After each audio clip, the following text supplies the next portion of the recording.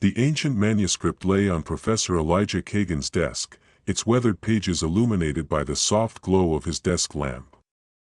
Outside his university office window, a storm raged, raindrops pelting against the glass with increasing fury. The synchronicity wasn't lost on him. Here he was, studying a text potentially related to the greatest deluge in human mythology, while nature unleashed its own watery assault. He carefully turned the brittle page, revealing symbols that didn't belong to any known ancient language. After 3 decades as a biblical archaeologist, Elijah thought he'd seen everything. But this was different. The manuscript had been discovered in a previously unknown cave near the Dead Sea, sealed in a copper vessel similar to those that had preserved the famous Dead Sea Scrolls.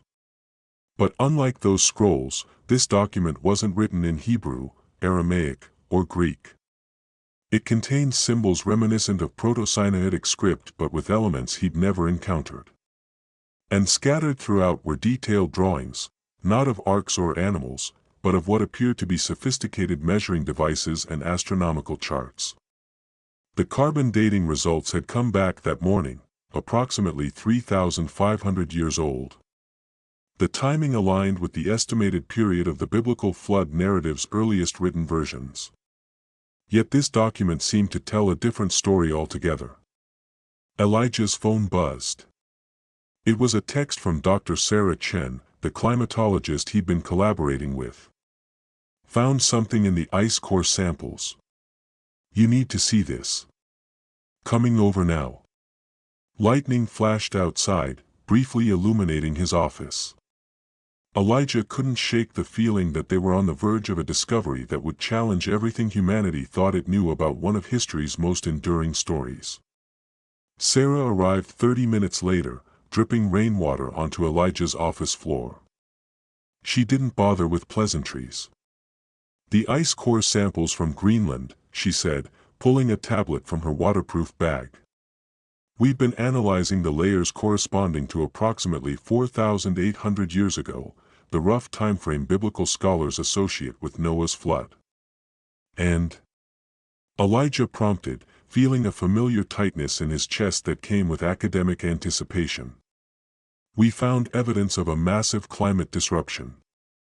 Not just regional, but global. She pulled up a chart on her tablet. See these spikes in the chemical composition? They indicate a sudden, dramatic shift in Earth's atmosphere lasting several years. Volcanic eruption? Elijah suggested. That was our first thought. But the pattern doesn't match volcanic activity. This was something else. She swiped to another image. And then we found this in the Antarctic ice cores from the same period. The image showed a microscopic analysis of particles embedded in ancient ice. What am I looking at? Elijah asked. Micrometeorite dust with an unusual composition, high in iridium and platinum. But here's the strange part, the isotopic ratios don't match known extraterrestrial sources. Elijah leaned back in his chair, mind racing. You're suggesting an impact event? But wouldn't we have found a crater? Not necessarily. If it struck the ocean, it could have triggered massive tsunamis, Elijah finished her thought. Genesis describes the flood beginning with, all the fountains of the great deep burst forth, and the windows of the heavens were opened. An oceanic impact could explain the fountains of the deep reference. Sarah nodded. Exactly. But there's more. She pulled up another file. We cross-referenced with sedimentary records from various locations around the world. There's evidence of massive tsunami deposits dating to the same period on multiple continents. Elijah's gaze drifted to the ancient manuscript on his desk. This could change everything we think we know about the flood narrative. That's your area, not mine, Sarah said. I just follow the evidence. Speaking of which, what's that? She nodded toward the manuscript. Elijah hesitated. He hadn't shared his finding with anyone outside the archaeology department yet. But if his suspicions were correct, this document and Sarah's climate data might be pieces of the same puzzle. It's a recently discovered text that may contain an alternative account of the flood, he said. But not the theological version we're familiar with. It appears to be technical. Sarah raised an eyebrow. Technical? How so? Elijah turned the manuscript toward her, pointing to a series of drawings. These appear to be astronomical observations and calculations. And this, he indicated a diagram that resembled a cross-section of layered earth, could be depicting geological strata. That's impossible, Sarah whispered, leaning closer.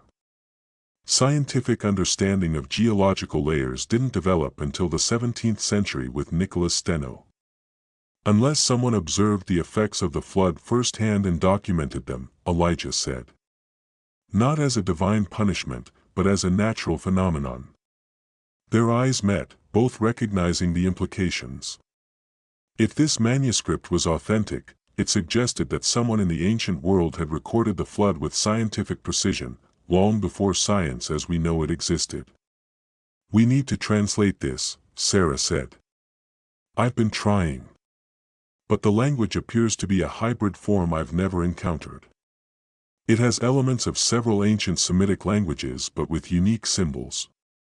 Sarah studied the text for a moment. You know who might help? Dr. Reza Jahandar at MIT. He's been using AI algorithms to decode previously untranslatable ancient scripts. Lightning flashed again, followed immediately by a deafening thunderclap that made them both jump. The lights flickered, then stabilized. I think the universe is telling us to hurry, Sarah said with a nervous laugh. Elijah nodded, unable to shake the feeling that they were racing against time. Not just academic time, but something more profound. Outside, the rain continued to fall, echoing the distant memory of a flood that may have changed the course of human history in ways they were only beginning to understand. 3 weeks later, Elijah and Sarah found themselves in Dr. Jahandar's cluttered office at MIT. Scattered among cutting-edge computer equipment were artifacts from archaeological digs and printouts of ancient texts. A large digital display dominated one wall, currently showing a matrix of symbols, the unidentified script from the manuscript, each character isolated and compared to known ancient writing systems. Your manuscript is remarkable, Dr. Jahandar said, adjusting his wire-framed glasses. I've fed everything we have into my algorithmic translation model. It's designed to identify patterns and relationships between unknown scripts and established languages. And? Elijah prompted. It's unlike anything I've ever encountered. The base structure appears to be an early Proto-Sinaitic script, but with significant modifications. There are elements of Ugaritic cuneiform and even some symbols that resemble early Phoenician, but used in ways that don't conform to any known grammatical system. Could it be a constructed language? Sarah asked.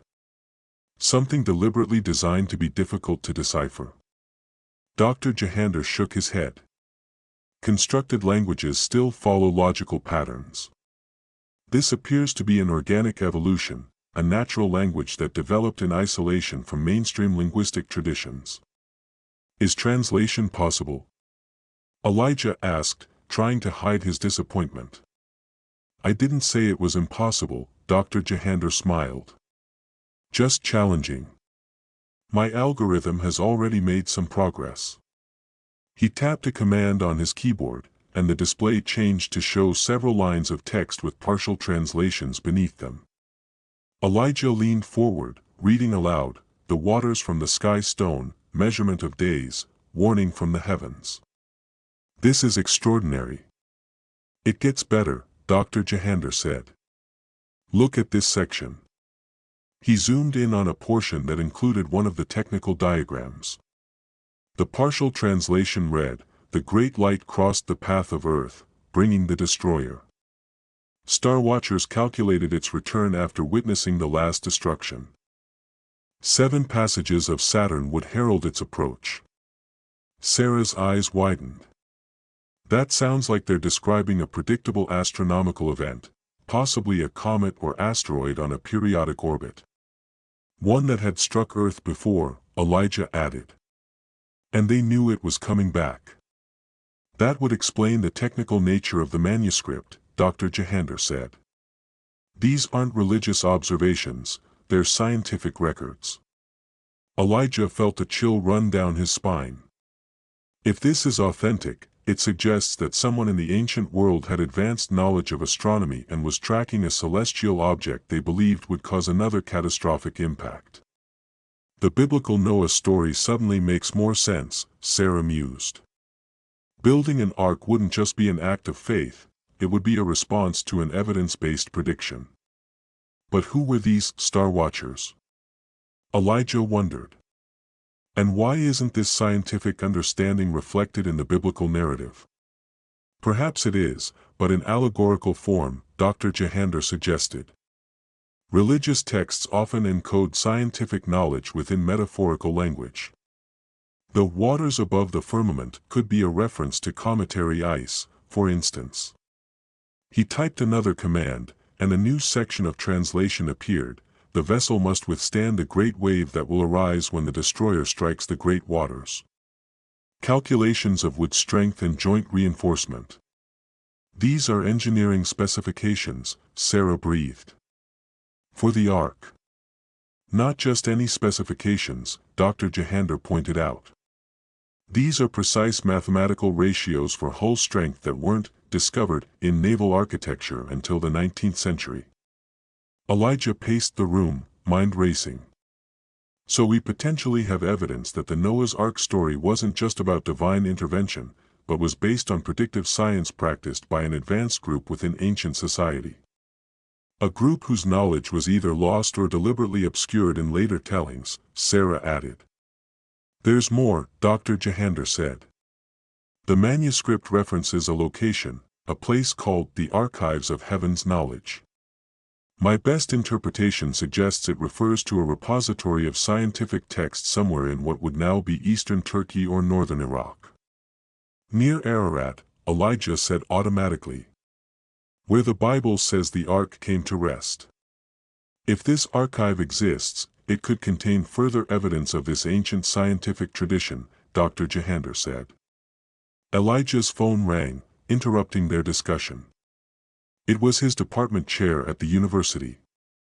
He excused himself and stepped into the hallway to take the call. When he returned, his face was ashen. What's wrong?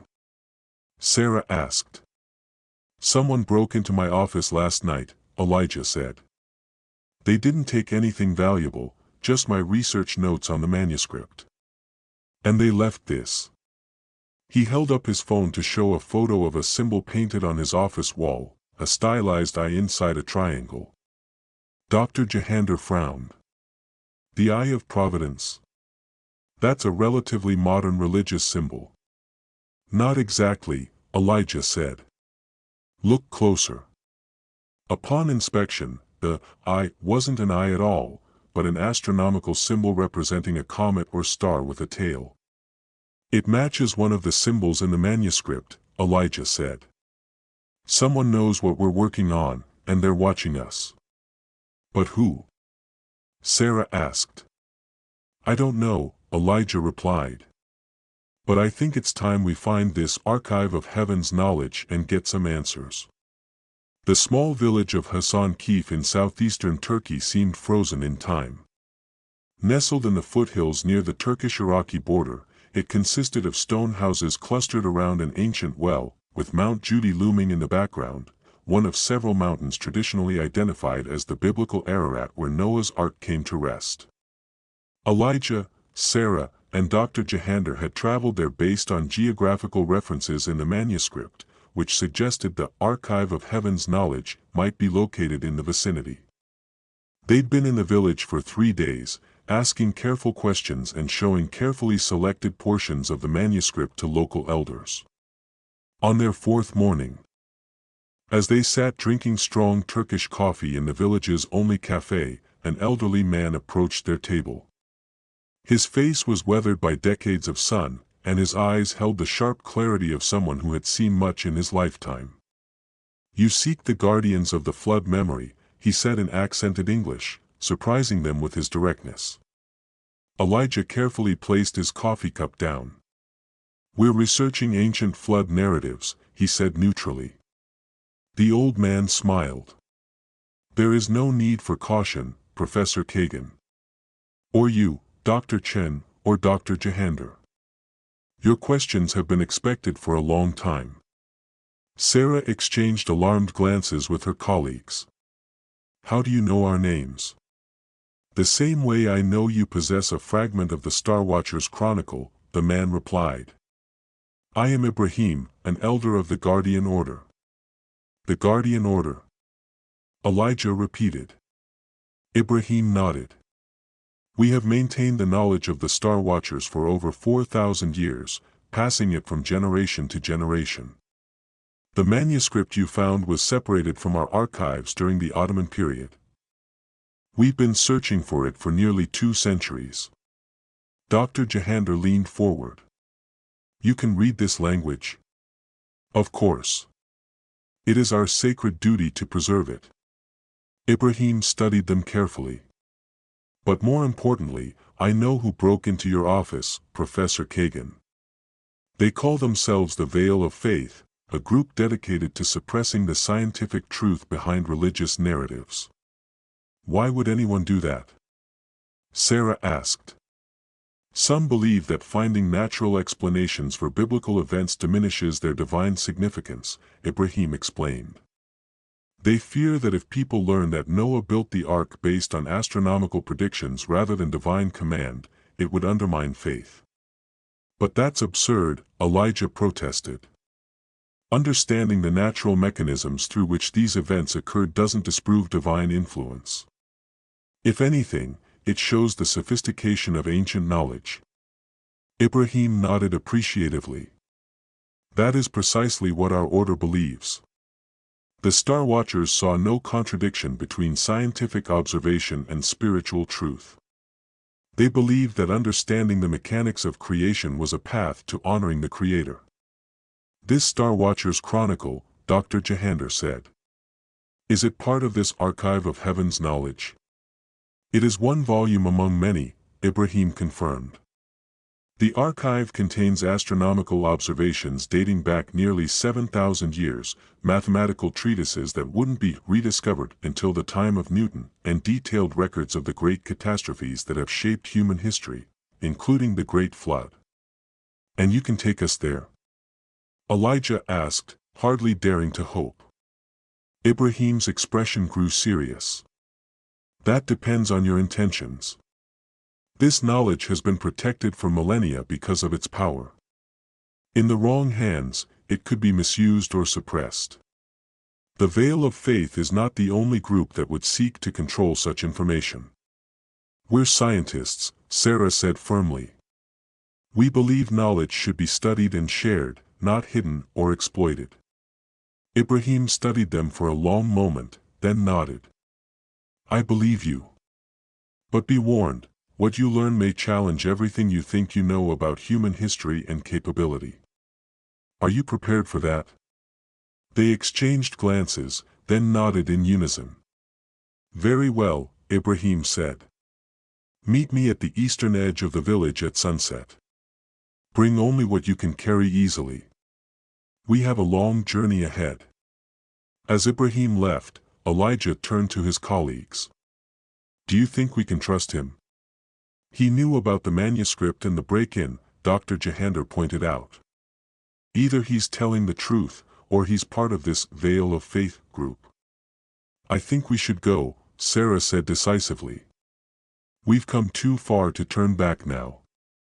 As the sun began to set that evening, casting long shadows across the ancient landscape, they met Ibrahim at the village's edge. He was accompanied by 2 younger men who regarded the researchers with solemn expressions. My nephews, Tariq and Hassan, Ibrahim introduced them. They will help ensure our safe passage. Are we in danger? Sarah asked. The Veil of Faith has agents everywhere, Ibrahim replied gravely. And they're not the only ones interested in the archive. Throughout history, Many have sought its knowledge, some for enlightenment, others for power. They set off along a narrow trail that wound into the foothills, the last rays of sunlight gilding the rocky landscape. As darkness fell, Ibrahim led them off the main path and into what appeared to be a sheer rock face. Only when they were directly in front of it did Elijah notice the narrow crevice, barely wide enough for a person to slip through sideways. The entrance has remained hidden for millennia, Ibrahim explained as he produced a modern LED flashlight. Many conquerors have passed through these lands: Assyrian, Babylonian, Persian, Greek, Roman, Arab, Mongol, Ottoman, but none discovered the archive. The passage twisted through the mountain, sometimes widening into small chambers, other times narrowing so that they had to squeeze through. After nearly an hour of walking, they emerged into a large cavern. Ibrahim's flashlight beam couldn't reach the far walls. "We're here," he said, his voice echoing in the darkness. One of the nephews worked with a small control panel hidden in the rock wall.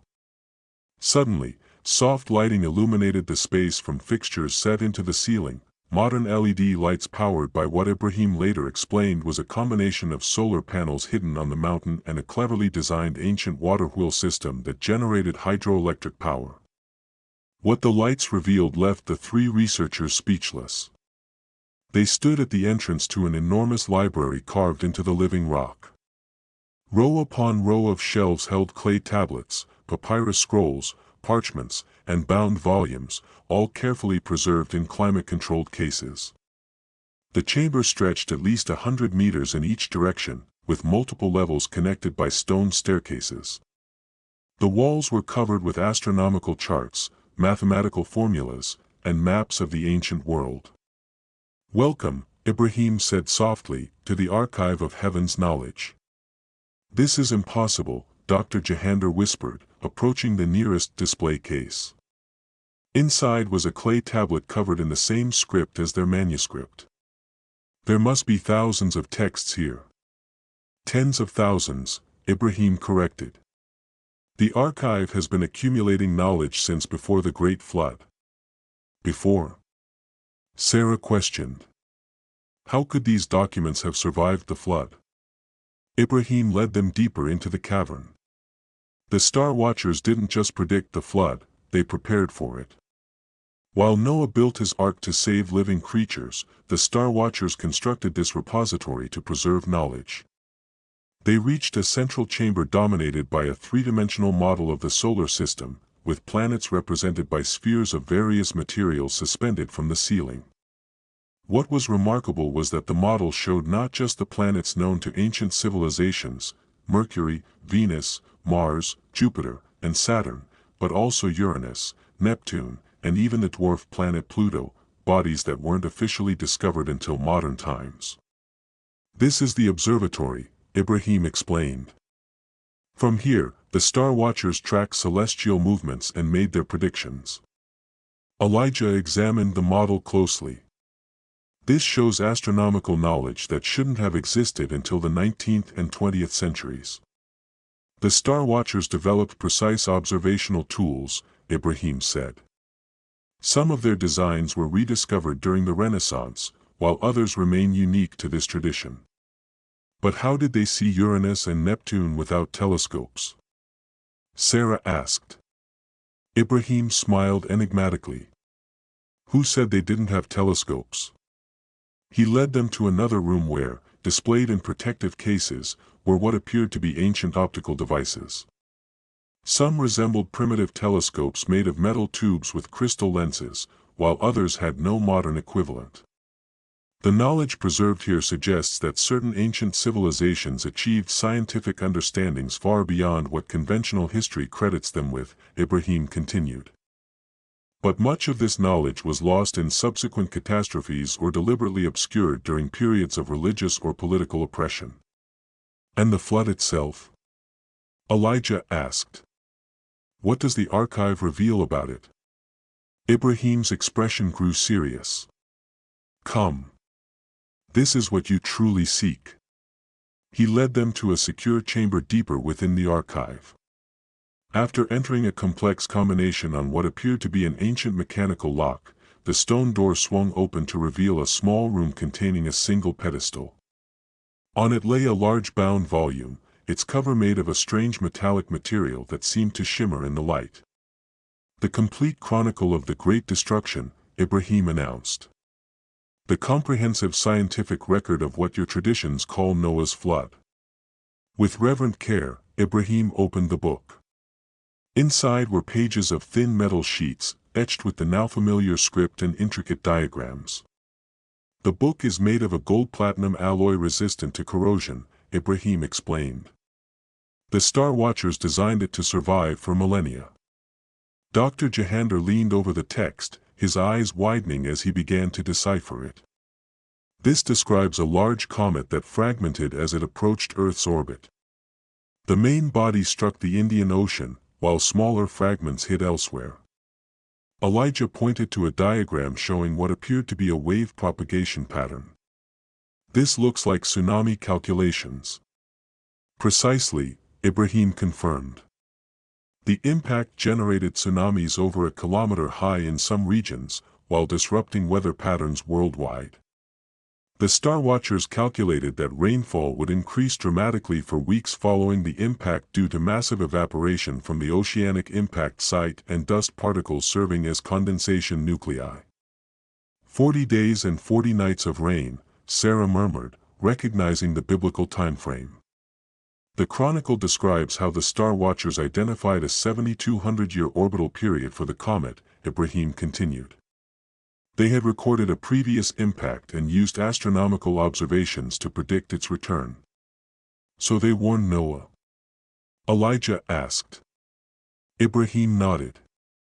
"According to our tradition, Noah was himself a star watcher, an astronomer priest who understood the scientific principles behind the coming catastrophe. The directive to build an ark wasn't just a matter of faith, it was based on calculated knowledge of what was coming." "This would have been around 2800 BCE?" Sarah asked, referring to the commonly estimated timeframe for the biblical flood. "Actually, the Chronicle places the event at approximately 4350 BCE, Ibrahim corrected. The biblical chronology was compressed and simplified in later tellings. Dr. Jahandar had been studying another section of the text. This describes geological changes resulting from the impact, continental shelf collapses, methane hydrate releases from the ocean floor. This would have caused massive additional flooding beyond the tsunamis. And look here, Ibrahim pointed to a detailed map. The text describes how the impact tilted Earth's axis slightly, altering climate patterns permanently. Regions that were once fertile became deserts, while others experienced increased rainfall. This could explain multiple flood myths across different cultures, Elijah realized. The effects would have been global, but experienced differently depending on location. "Yes," Ibrahim said. "The Mesopotamian flood, the Chinese flood during Emperor Yao's reign, the Indian Manu story, all describe the same event from different perspectives." Sarah had moved to another display case containing what appeared to be engineering documents. "These look like technical specifications for a large vessel," she observed. "The original designs for Noah's Ark," Ibrahim confirmed. "Based on the Star Watchers' understanding of naval engineering. The biblical dimensions, 300 cubits by 50 cubits by 30 cubits, are accurate, but simplified. These plans show a much more sophisticated vessel than most biblical scholars imagine, with internal compartments for structural integrity, ventilation systems, and waste management. A scientifically designed survival vessel," Elijah marveled. "Not just a big floating box." "And these documents detail the subsequent dispersal of survivors," Dr. Jahandar said, examining another text. "It mentions multiple arks, not just Noah's." Ibrahim nodded. "The Star Watchers established survival colonies in different regions. Noah's group was just one of several. Others established outposts in what are now the Zagros Mountains, the Caucasus, the Ethiopian highlands, and even as far as the Tibetan Plateau. This is Elijah struggled to find words. This rewrites human history. It completes human history, Ibrahim corrected gently. The Star Watchers never saw science and spirituality as separate domains. To them, understanding the mechanics of natural disasters didn't diminish their divine significance, it enhanced it. They believed that knowledge was the greatest gift from the Creator, and that using that knowledge to preserve life was the highest form of worship. A sudden loud noise echoed from the entrance tunnel, followed by shouting voices. Ibrahim's face darkened. We've been followed.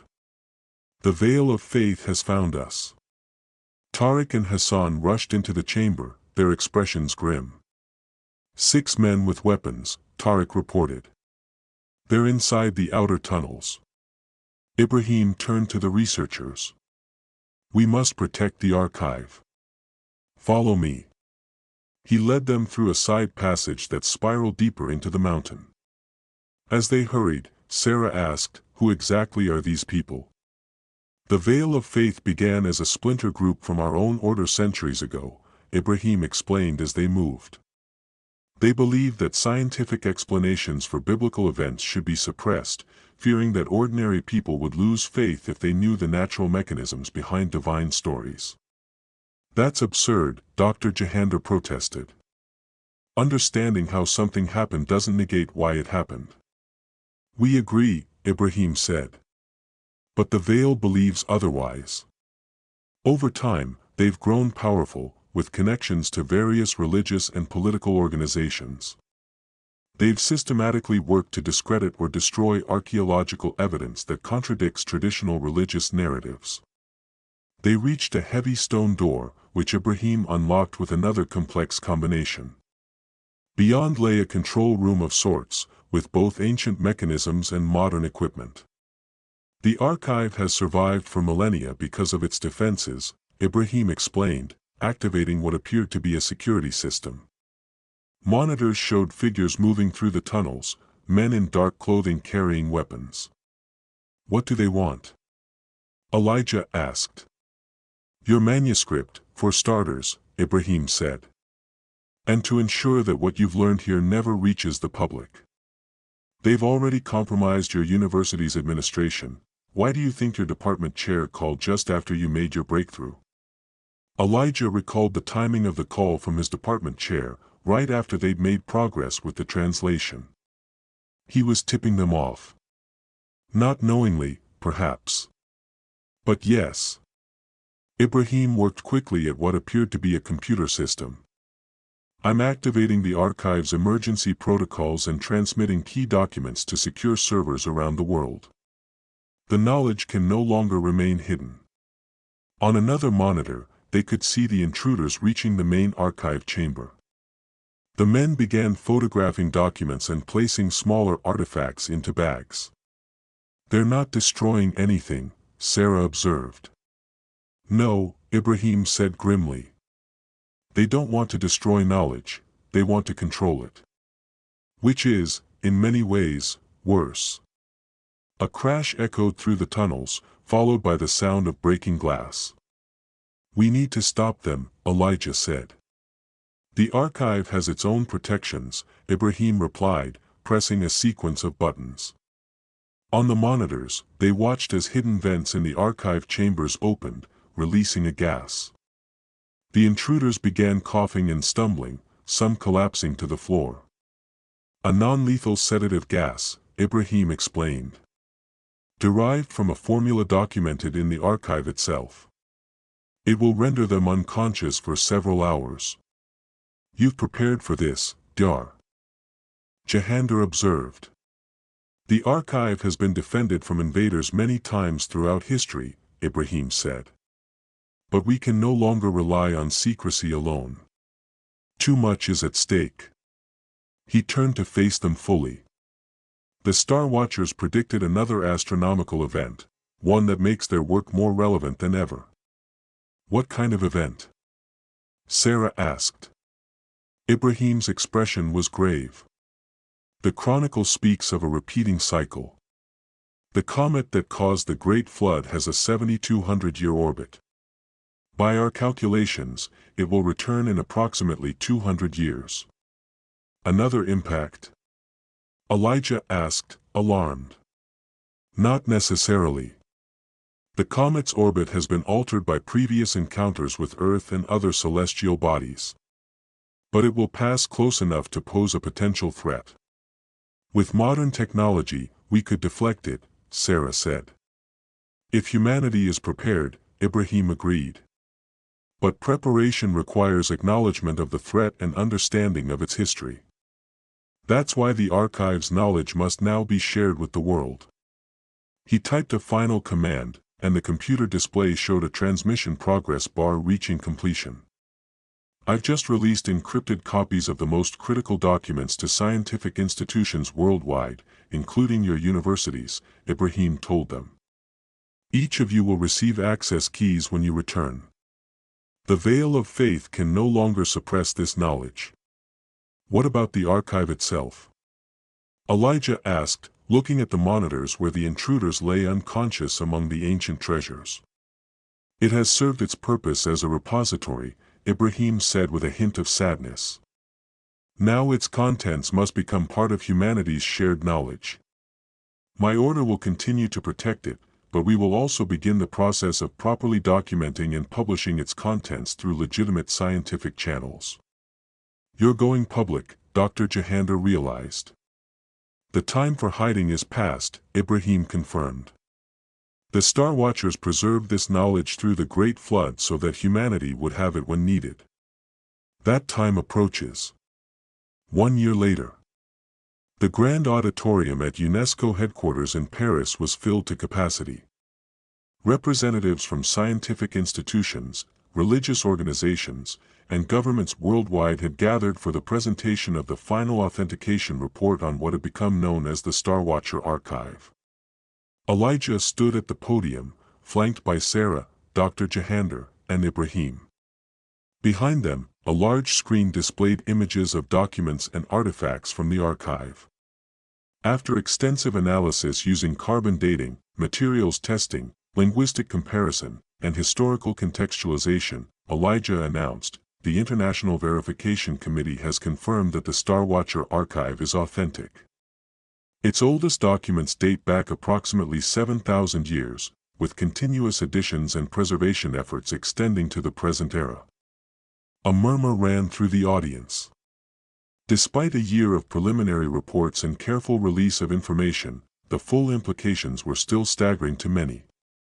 What the archive reveals, Elijah continued, is not just an alternative account of Noah's flood, but a comprehensive scientific understanding of celestial mechanics, geology, and climate systems that predates modern science by millennia. Sarah stepped forward to take over.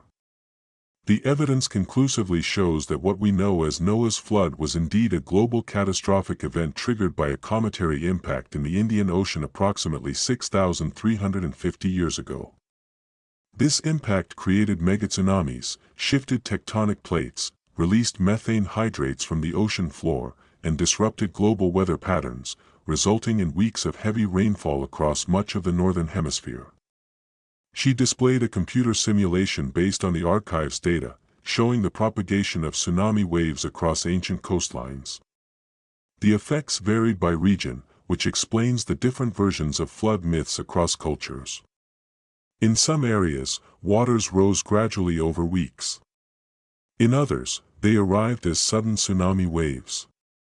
In still others, the primary effect was torrential rainfall. All of these accounts were accurate from their local perspective. Dr. Jahandar took his turn.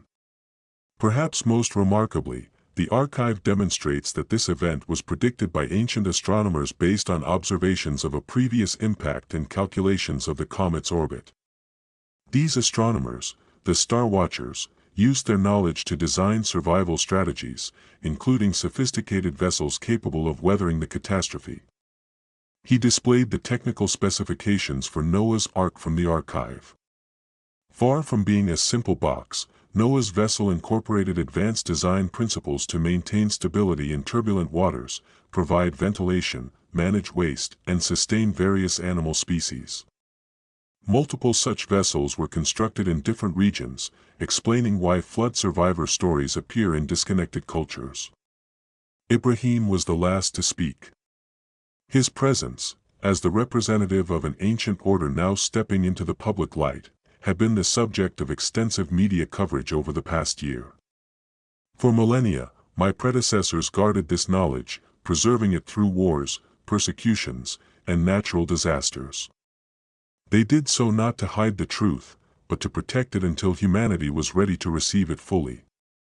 He paused, surveying the audience that included leaders from various world religions alongside scientists and politicians.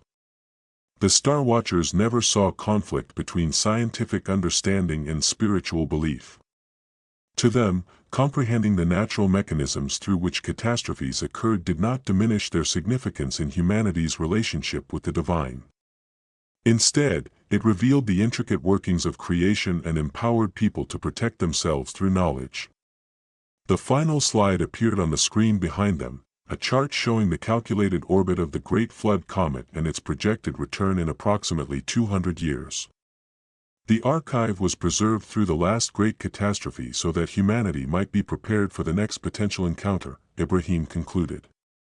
Whether this future passage presents a threat or merely a celestial spectacle, the archive reminds us that our ancestors faced existential challenges with both faith and reason, a lesson we would do well to remember. The presentation was followed by questions from the audience, ranging from scientific inquiries about the archive's astronomical calculations to theological questions about its implications for religious traditions. To the latter, Elijah offered a perspective that had evolved through his year of studying the archive. The Star Watchers' records don't contradict the essential spiritual message of flood narratives across religious traditions. What they suggest is that divine warnings came through human understanding of natural phenomena. Noah and others like him weren't simply acting on blind faith, they were responding to evidence-based predictions made by careful observers of the natural world who interpreted celestial signs as divine communications. So God works through science? Asked a representative from the Vatican. The archive suggests that ancient peoples didn't separate these concepts as we do, Elijah replied. To the Star Watchers, observing the cosmos and understanding its patterns was itself a form of communion with the divine. They saw no contradiction between natural explanations and spiritual significance. Later that evening, Elijah, Sarah, Dr. Jahandar, and Ibrahim stood on the balcony of their hotel, overlooking the lights of Paris. I never imagined my career would lead to this, Elijah admitted. Rewriting human history. Not rewriting, Ibrahim corrected. Completing. The puzzle has always had missing pieces. Sarah gazed up at the stars shining over Paris, so much fainter than they would have appeared to the ancient Star Watchers. I wonder what they would think of our world now, our technology, our understanding of the cosmos. I suspect they would be both impressed and concerned, Dr. Jahandar mused. Impressed by how far scientific knowledge has advanced, but concerned by how disconnected it has become from spiritual understanding. That's the real revelation of the archive, Elijah said. Not just the scientific explanations for Noah's flood, but the demonstration that science and faith once existed in harmony, that understanding the mechanics of creation was seen as a path to honoring the Creator. Ibrahim nodded. That is what the Guardian Order has always believed. Knowledge does not diminish wonder, it enhances it. What about the veil of faith? Sarah asked. Have there been any further attempts to suppress the archive's knowledge? They haven't disappeared, Ibrahim acknowledged. But with the knowledge now distributed worldwide and authenticated by respected institutions, their power has diminished significantly. They've shifted to a more public approach, challenging the findings through legitimate scientific debate rather than clandestine suppression. Which is exactly as it should be, Dr. Jahandar said. Open discourse rather than hidden agendas. Elijah leaned against the balcony railing. There's still so much we don't know. The archive contains thousands of texts we've barely begun to translate. That will be the work of generations, Ibrahim agreed. But the most critical knowledge, the understanding of past catastrophes and the warning of potential future threats, is now in humanity's collective awareness.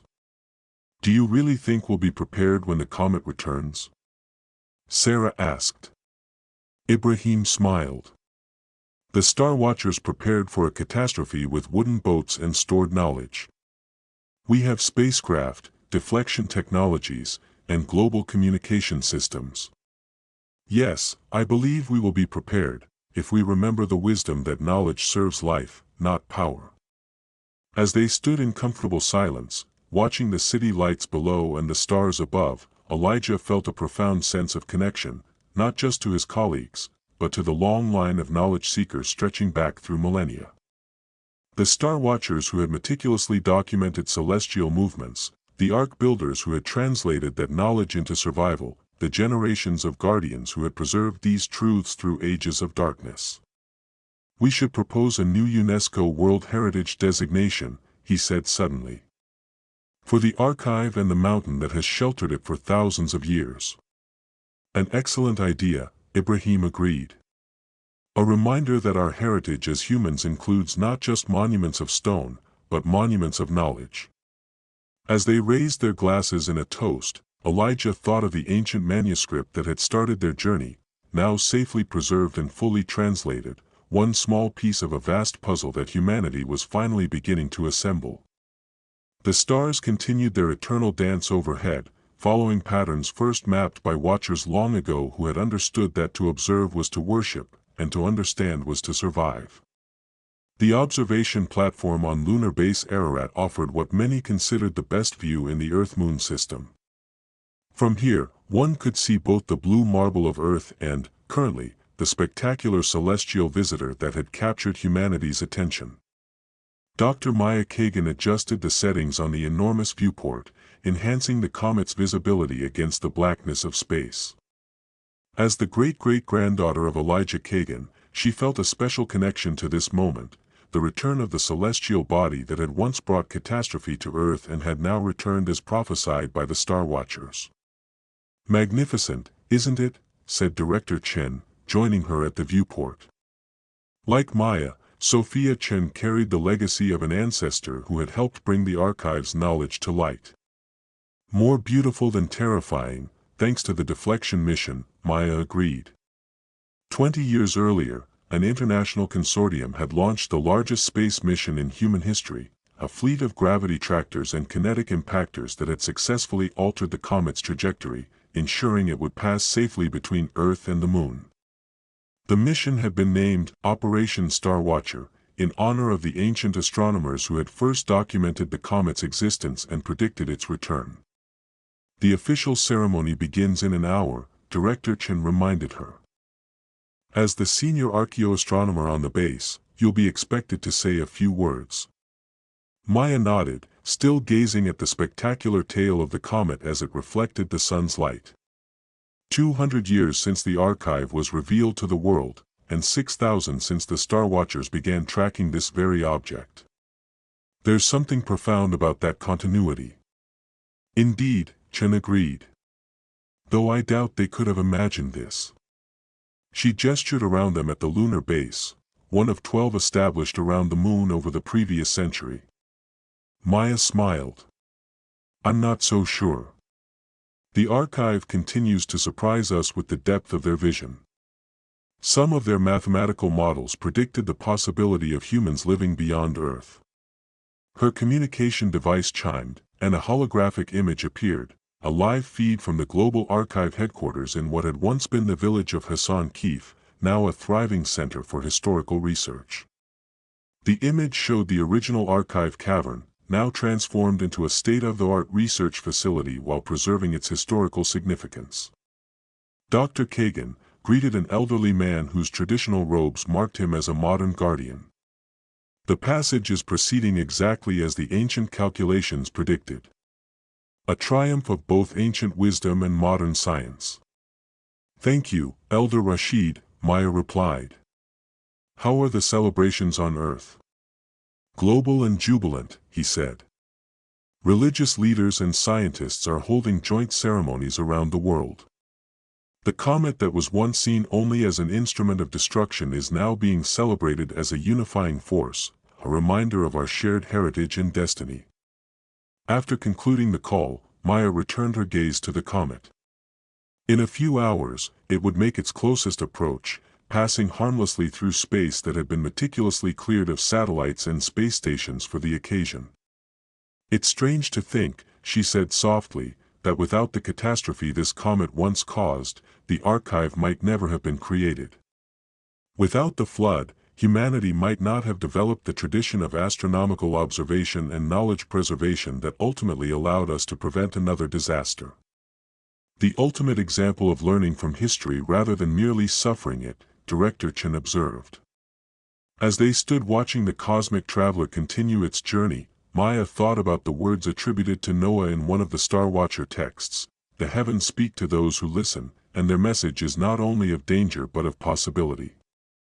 The ancient catastrophe had nearly ended human civilization, but it had also sparked a tradition of knowledge that now extended beyond Earth itself. The Star Watchers had preserved their understanding through flood and fire, through war and persecution, through millennia of darkness and light. And now, as humanity reached out to the stars themselves, that ancient knowledge continued to guide them, a bridge between past and future, between earth and sky, between the depths of destruction and the heights of possibility. The comet blazed its path across the heavens, no longer a harbinger of doom but a celestial celebration, marking not the end of a world, but the continuity of wisdom that flows, like Noah's waters, from one age to the next.